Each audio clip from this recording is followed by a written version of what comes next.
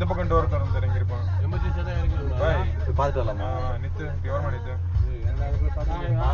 நித்து நிறுத்து ஒன்னே இல்ல நித்து. ஐயோ ஏன் பயப்படுறீங்க? ஆள் இருக்கானே இறங்கிட்டான். அதான் தெரியலையே. பார்க்கலாம் இப்பதான் தெரியலையே. அதான்